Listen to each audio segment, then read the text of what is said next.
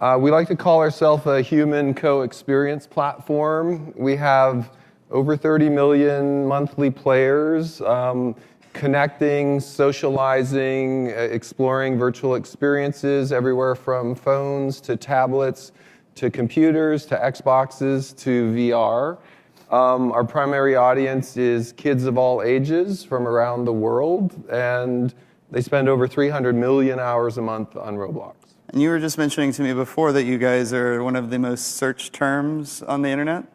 So I don't quite understand the demographics of Yahoo search as opposed to Google search, but for some reason we are the #3 search term on Yahoo search for 2016. Pretty impressive. I don't know if that's good or bad, but that's the data. Eric? Yeah, I think that's absolutely good, by the way. Yeah, I would agree. My name is Eric Romo. I'm the founder and CEO of AltSpaceVR. We think, I'm going to see how many different ways we can not say social VR on this panel. We think about ourselves as a communications company, and that fundamentally VR represents a new medium for communication. So we're on the Rift and the Vive and the Gear VR, and we'll be on Daydream anytime now. And so what we do is we connect people in shared virtual spaces. People tend to do basically two big buckets of things. They either hang out with friends or people that they're meeting and do things like play card games and board games and watch videos.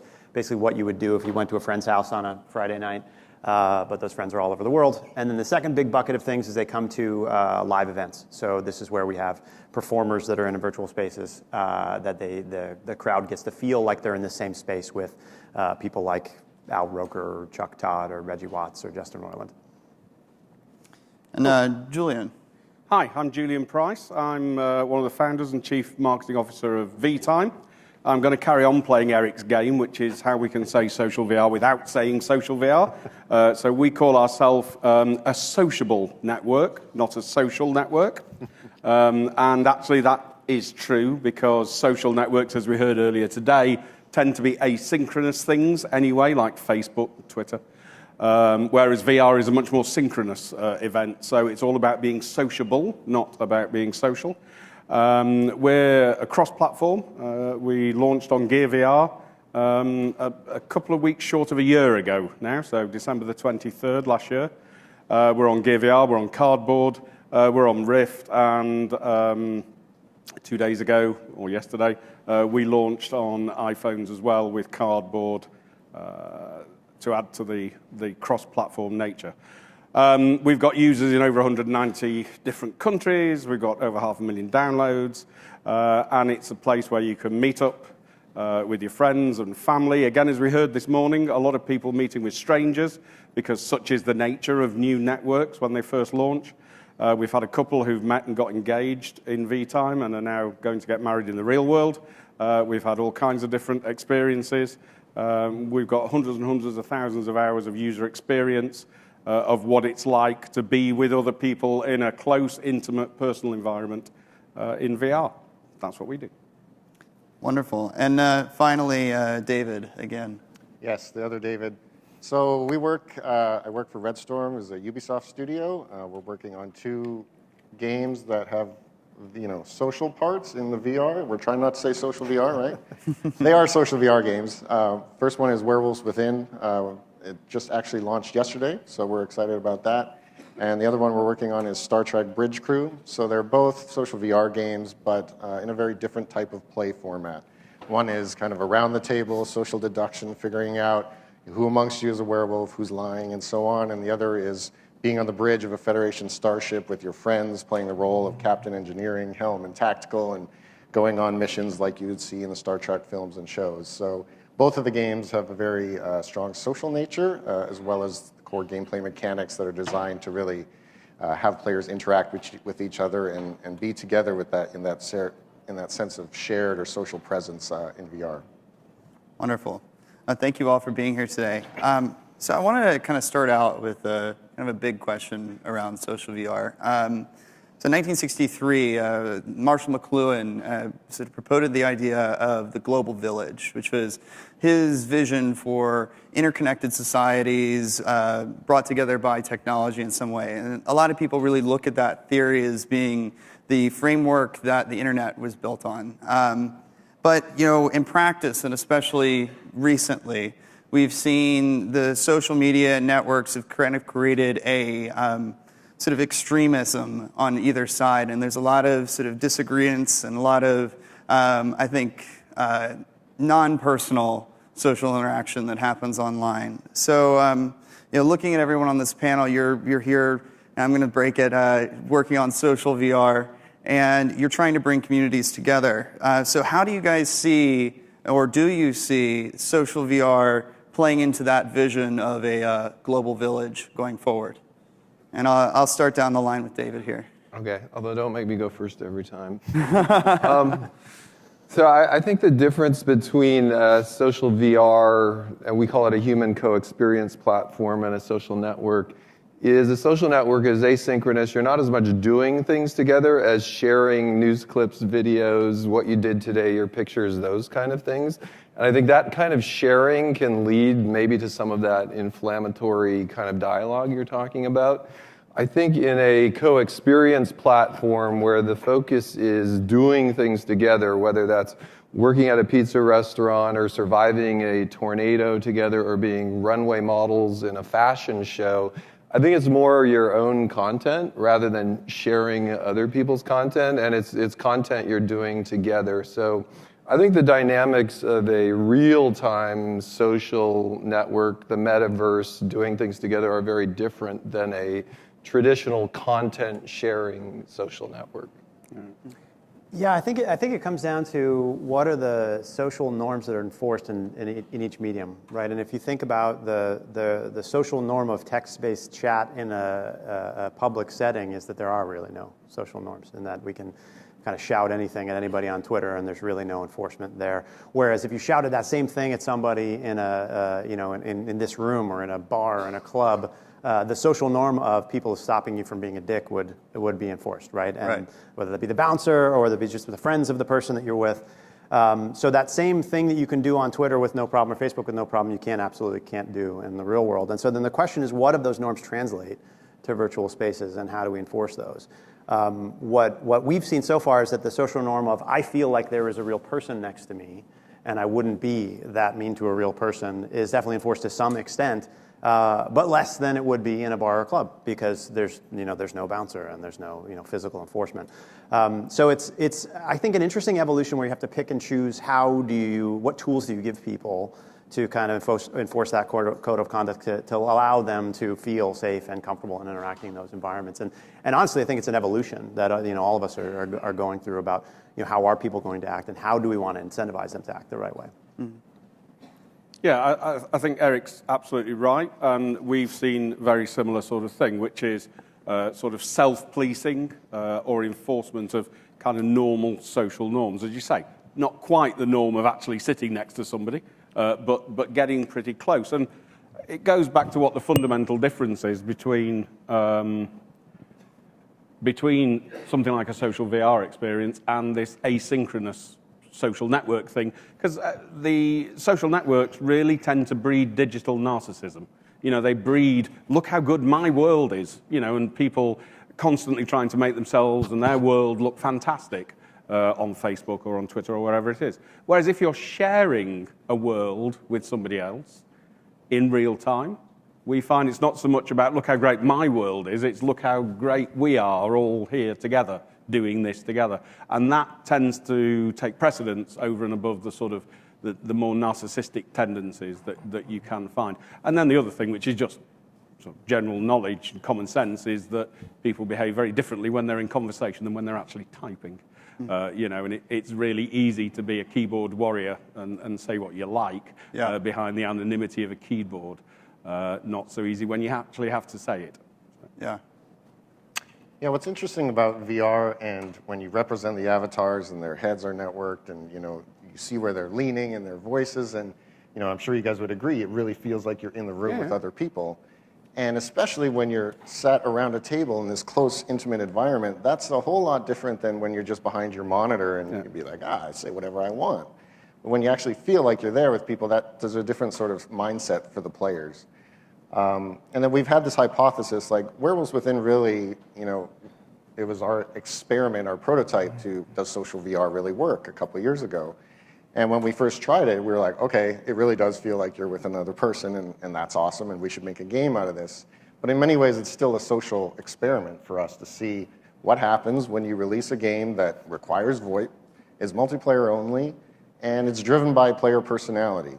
So that's a pretty unique experiment. And the early stuff we're seeing is really positive, and it's going to be very interesting to see as the community grows, how that evolves into this kind of sense of global village and whatnot. So yeah, it's these early days of VR, and I think for all these products are really we're gaining a lot of information on how players engage in VR and how that's different from engaging in the traditional gaming medium. Wonderful. So I want to return to something that Eric was talking about during his answer, the idea of sort of social norms and how they're projected in the virtual environment.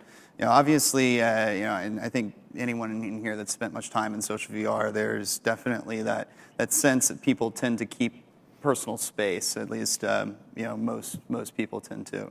But have there been any other kind of player and user behaviors that you've noticed that have been maybe surprising or unique to a virtual environment? And let's start with Julian for this one. Yeah, well, so the best way I can answer it is to just talk about something we've experienced very recently.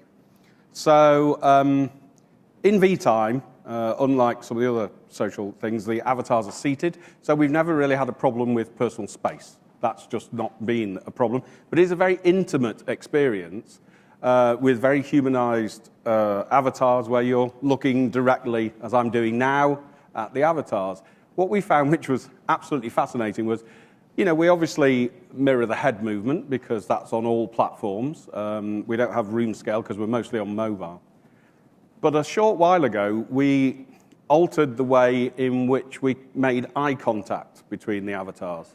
So that if I'm looking at you and your avatar starts speaking, my eyes will switch to you, but my head stays in the same place. It seems like a really trivial change, and it increased the average session length by about 15% when we did that. Wow. So these tiny, tiny little brush strokes of social norms or social interaction or using eye contact really impact very strongly, we find, on the experience. So, and that's the best way I can illustrate it. And now I open that up to everybody else, if anyone else has something they'd like to add they've observed. Yeah, well, you mentioned personal space, which we've seen some really, the social cues that we have in the real world really do translate in VR. So this one story, probably the best, and it's kind of sad and cool at the same time.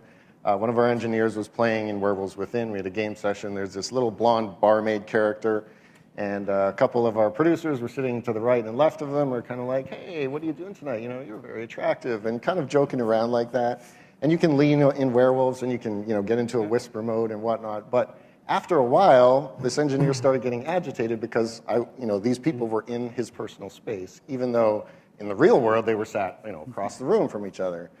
And things like the eye contact, which you mentioned, when we first did our prototype, we didn't have any eye lock system, and so you would be looking at somebody and they'd be looking over your shoulder, and it totally didn't work. You just stopped believing that it was a real person.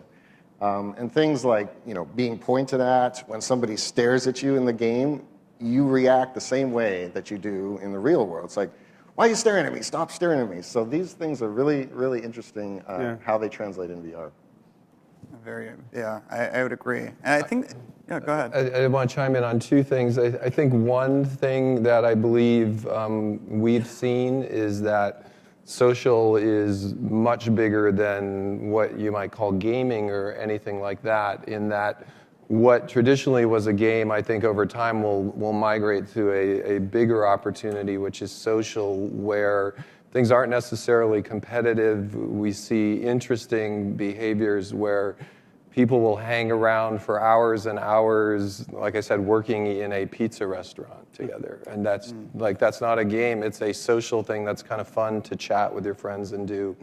In our space, which is kids of all ages, where we have 8-year-olds on phones and 15-year-olds on VR and a mix of that, I don't think just the immersion as a social norm will self-police the situation. And so just like for us when I think we're like in the early days of chat or other things where it's kind of new and people might know who we are, I believe as people get used to this, they will get used to going and being bad actors. And so there is an enormous amount of either community policing, moderation, or ultimately giving people who choose to cluster together in their own groups that is necessary, because it is the goal of most 14-year-old boys to wreak complete havoc on nice people. Yeah. And, you know, if you can imagine it, they will try to do it. Sure. We all need a little bit of Troll Hunter,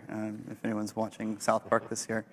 I think that really leads into very, very greatly into my next question, which is obviously in any sort of situation where there are social norms, there are people that will tend to violate them. And you know, earlier this year there was a big news story that circulated around a woman who was sexually harassed during a virtual reality experience. So when you're looking at the social networks that y'all are creating in VR right now, what are some of the ways that you are looking to combat some of those potential legal or ethical concerns, and you know, how do we prevent that from happening going forward? Eric. Yeah, I mean, I think the first thing is that the legal things are almost secondary or tertiary. You know, what we care about is people having a good experience and not feeling violated in any way. I think that holding that user's enjoyment and fulfillment as the number one thing is most important.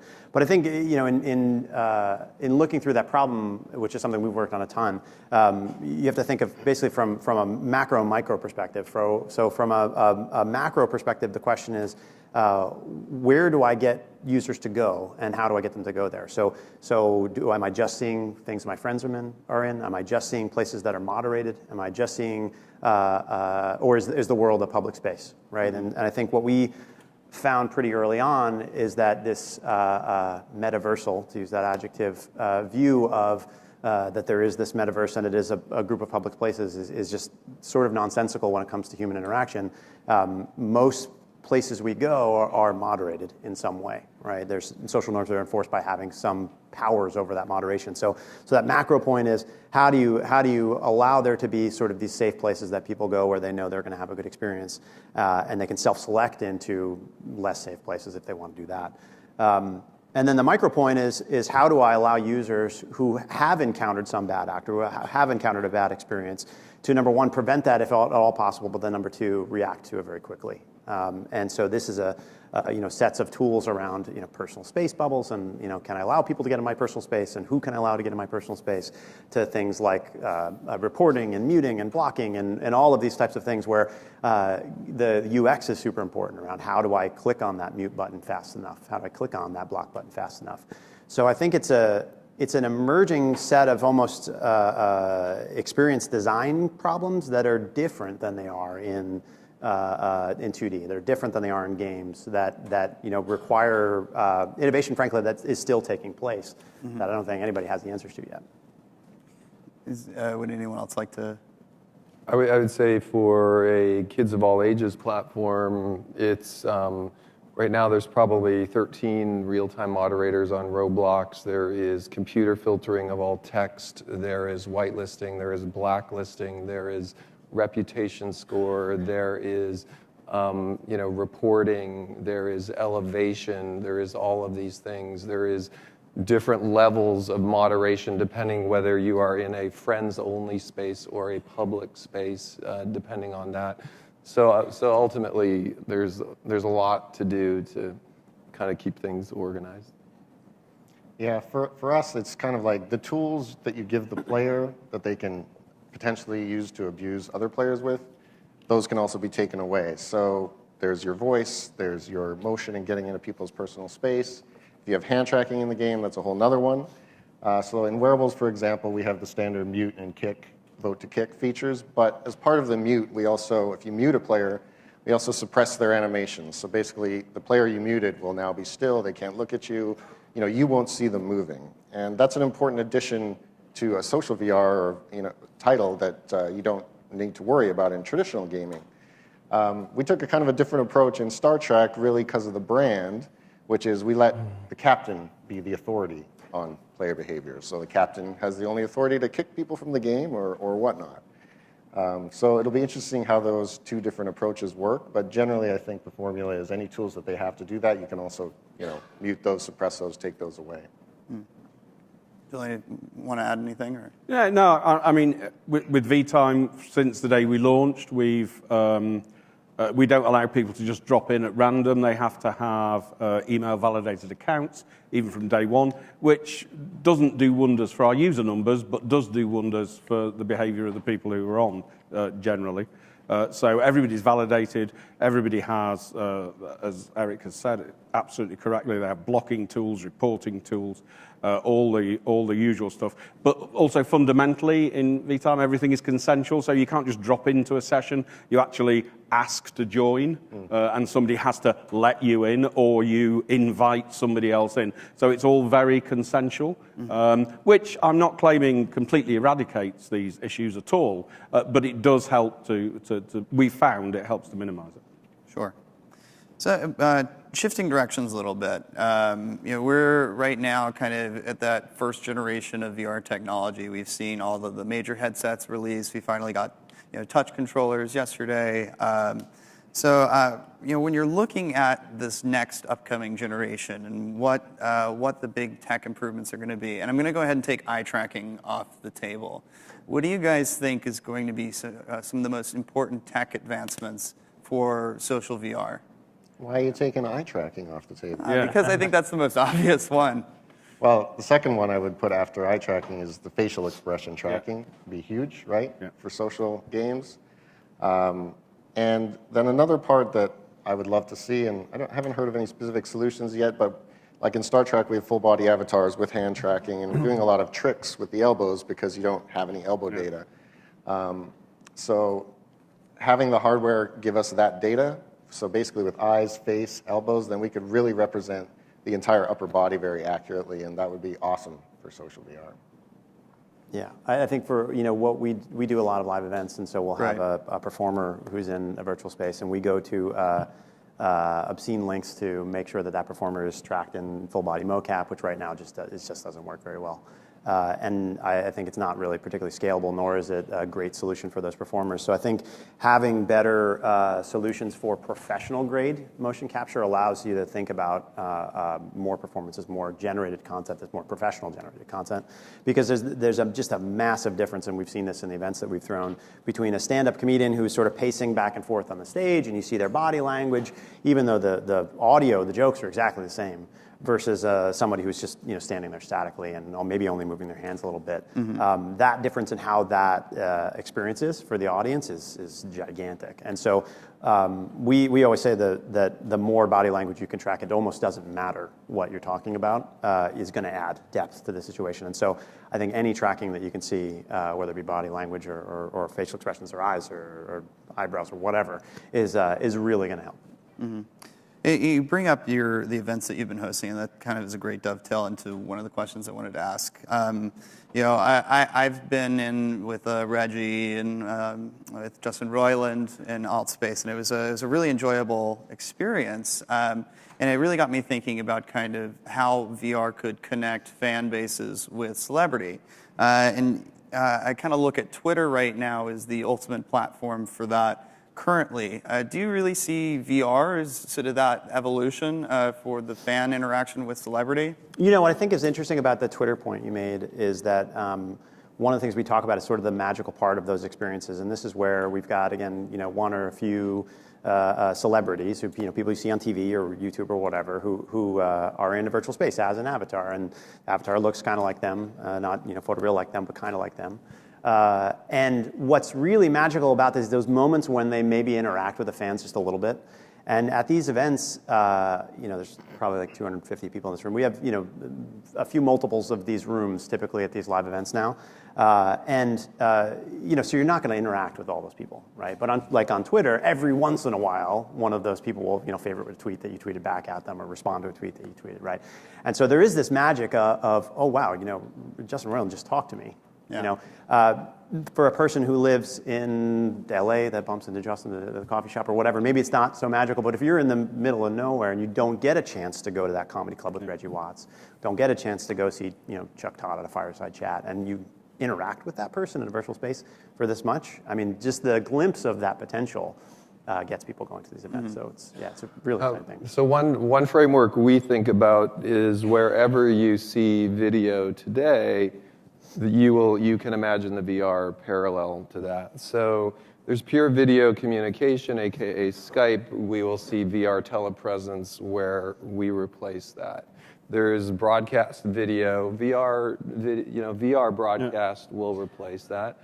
And then there's immersive, more doing things together one-on-one, which is mostly gaming right now. More and more we'll see VR type replace that too over time. So I think in general, wherever there's video, even Twitch streaming or wherever we see video, we'll see VR parallels to that. And I'd be remiss, sorry to interrupt again, but just not to mention that you might get to ask Robert Scoble some questions about his new book on Wednesday in VR, if you get a chance. Yeah. So when you look at avatars too, right now there's obviously we still butt up against the uncanny valley effect, and I have yet to see really people try to go for the full realistic avatar. But when you talk about celebrities, they tend to be fairly particular with their likeness and representation. Eric, specifically, have you really seen any kind of pushback from celebrity folks and how they're represented in VR space? I'm not going to comment on some of the back and forth we've had on. No, I mean, look, I think it's important for everybody to feel like they have ownership over their identity. And it's in particular important for celebrities to be recognizable. Now, sometimes that recognizability doesn't mean it looks like them. Sometimes it means it looks like their brand. Sometimes it means, well, Reggie's going to do some crazy thing on Tuesday that you'll see. But I think we found that after the conversations about understanding of here's what we could do and here's what's possible with tech, people get there pretty quickly on the avatar design and style. If you can imagine the donkey in Shrek, Eddie, whoever that is, being that, you can imagine a celebrity with voice, facial tracking, body tracking. You will get 98% of that celebrity's presence without a photorealistic avatar. Yeah. The other, I mean, what we found as well is, for us, the absolute number one thing is presence. So it's about creating presence when you're feeling that, that moment that you're in the room together. And we find the only way to do that is when the avatar matches the audio, matches the surroundings, when it's all the same. The common question we are asked by users is, can I take a photograph of my face and put it on my avatar? To which our answer is, yes, you can, but no, you can't. Because as soon as you do that, you start to get uncanny valley, and you've got a photorealistic avatar in a not photorealistic surrounding.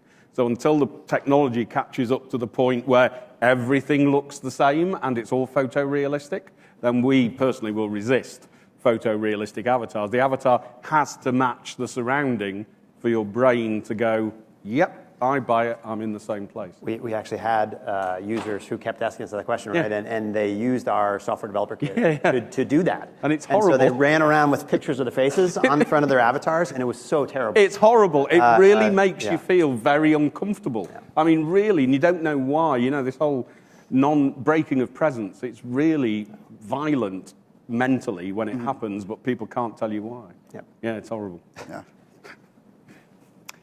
Yeah, it's interesting because in Werewolves Within, we have a very stylized sort of cartoony character models. And one of the things I'm actually talking about in the talk tomorrow is that people we found really like being someone else. Yeah. Like I consider myself a kind of a VR purist, like it has to be you, it's supposed to be you transcended into this space and whatnot. But when we started making Werewolves Within, that was never the plan. The plan was always to have these cartoony characters. And people love being the blacksmith or even a different gender. And that's been actually something really interesting in both games. Like when we did our celebrity announcement trailer with some of the Star Trek actors, LeVar Burton was like, oh, I can play as a female captain? This is awesome, And so like these have been surprises to us too. So I think there's a lot more psychology in it than just trying to represent yourself photorealistically, because there's a lot of fun in, like I said, being someone else too. Awesome. So we're getting sort of the time on us for to open it up to audience questions, but I wanted to quickly and with one last question. There's a lot of rhetoric that's thrown around in the VR space, and I think sometimes the meaning of that rhetoric gets lost. So when I say the phrase "building the metaverse" to you, what does that specifically mean? We'll start with David at the other end. Oh boy, the big question. I mean, I guess when I think of the metaverse, I'm thinking Snow Crash, Ready Player One, right? In some ways, we really have a lot of the tools to do that. In other ways, we're really far away from it too. I think the first glimpse we're really going to see of that, by the sounds of it, is was it Sansar by Linden Labs, right? It's kind of the makers of Second Life. They're really kind of going down the Ready Player One road, where you can, build your own systems in this world, and it's all social, and thousands of people in this world together. I think it's a super interesting idea. In some ways, I feel like it's going to happen, sooner or later, no matter what, just because it's kind of a natural progression of social VR and alternate realities with other people. And MMOs have really kind of been the first step down that road. And now we have this technology that makes you feel like you're in the same space with real people, as opposed to these computer animated avatars. But to really make it as compelling and as fully realized as you read in some of these books, I think we're kind of halfway there in the technology, but there's still some big questions to be solved. Yeah, I think the metaverse is a wonderful catch-all buzzword that you can use to cover anything that you really want in VR that has more than one destination. We're not setting out to build the metaverse. If anything, we're setting out to build the metaverse. It's where you meet people. Sorry, I'm a marketing guy. You're going to get puns. You're going to get puns. So we're looking at building that. But it's really, it's as you just said, we're nowhere near Ready Player One here. A lot of people think we are, but we're not. We're kind of get Ready Player One. Maybe in a few years' time, we'll have something approaching that. But we're at the very start of a very long, as people have said all day, we're at the massive mobile phone. Hello, I'm on the phone stage. So of VR. Yeah, when I hear that, what I hear is preconceptions. What I hear is baggage of those awesome books, but nonetheless baggage. And what I don't hear is why does anybody want that? And the answer always, by the way, is because I read a book and it was cool in the book. What we think is probably the way something like this more happens is we all figure out, what do people want tomorrow? What can we give them tomorrow that has value? And then we step down that path a little further the next day and the next day. And whatever it is we're doing evolves into this thing that maybe someday people will refer to as the metaverse.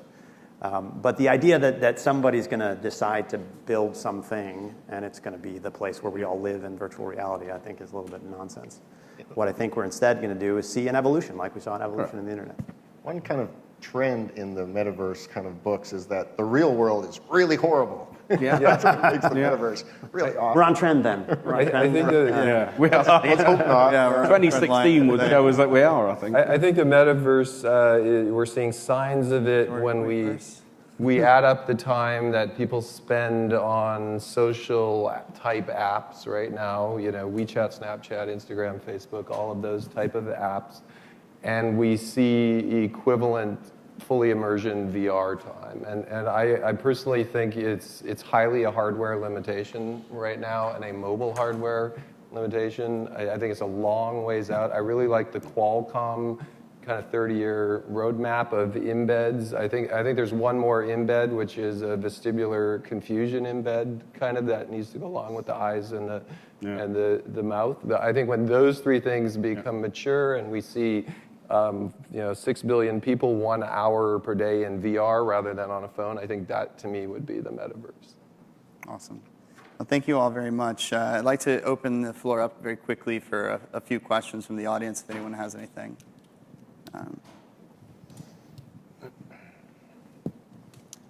Hi, Dylan Fox from Major League Baseball Advanced Media. I'm curious when it comes to contextual information, whether you found it useful in each of your social environments to display nothing but the user's avatar or their name or other data about that person. So is the question how we prefer to display it, or? Yeah, what have you found to be useful in those types of situations? Since you're dealing with less than photorealistic people, do you need other types of data to compensate or enhance? Well, I guess an example is like in wearables within. One thing that I wanted to do, and I personally believe we should try and do in VR, is like get rid of HUD and floating UI elements as much as possible. Because you're supposed to be in this world, and you're supposed to be convinced that you're there and immersed. And so we put almost all of the UI for the game in this magical book that you can open and close, and it's very diegetic and contextual. And it's like, I'm in a medieval village and I have a magic book, and that makes sense, right? But it's traditional UI in there. It's just themed to match the book. And we still have a few floating cards that we couldn't really design out completely. But for the most part, I think the idea is that you really you want to try and just be in that environment and HUDless as much as possible. I don't know if that's exactly answering what you're asking. Yeah. Just two things I'll add real quickly. So one, anything that helps with icebreakers, because most people don't know each other yet, right? I think that's been discussed. And so where people are is a thing we'll often show in sort of icebreaker rooms. The second is emoji. It's an emotional language that we all understand to communicate with now, and it's what's cool is it's cross different languages, and so our users go in crazy for emoji. Time for one more question.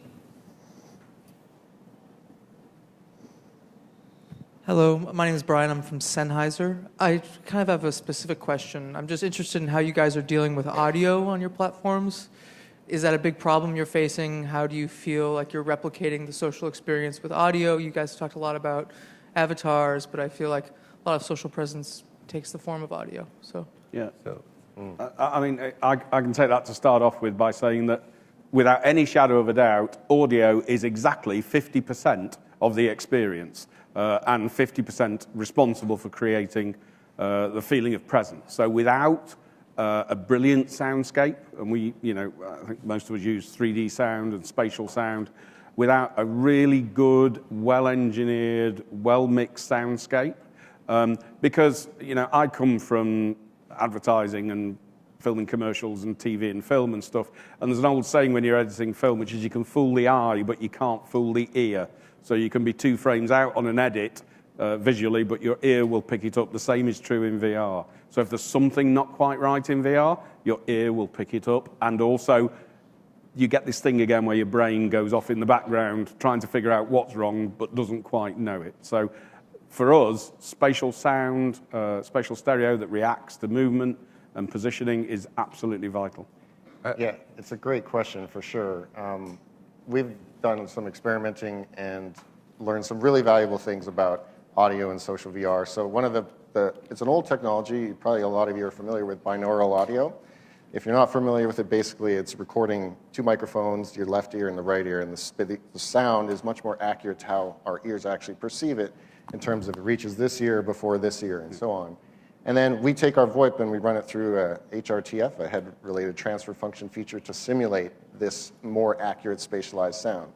So the 2 big benefits for this is, one, it's really easy to tell where somebody is talking. So if I hear, if you're talking to me, it's like, oh, he's right there, as opposed to left and right stereo, he's just somewhere in the space. But the second thing is that we discovered that is awesome is that it really lets you, if there's multiple people talking, it lets you pick out and kind of focus on one voice. While in stereo format, it's impossible. It's just a cacophony of sound. And you're like, everybody's talking, it just drives you mental and you can't figure out what anybody's saying. But when you're in a room and you're like, okay, what? And you can really focus, and binaural really lets you do that. So that's a huge part of social VR for sure. I would just take that to the ultimate conclusion in that as more of these environments become user-created, it's easier for users to create immersive environments the more you physically simulate the environment. So not just voice, but things dropping, any interaction in the environment whatsoever, a tree falling, a car. The more you're physically simulating that, the more you're simulating the soundscape for both eyes, just like you're rendering for both eyes, Doppler, all of that kind of stuff. And the more you can build up this kind of simulated soundscape. Awesome. Well, thank you all so much for joining us today. This has been a fantastic panel, and thank you all as well. Cheers. Thanks, Will. Nice to meet you. Yeah, likewise. Likewise.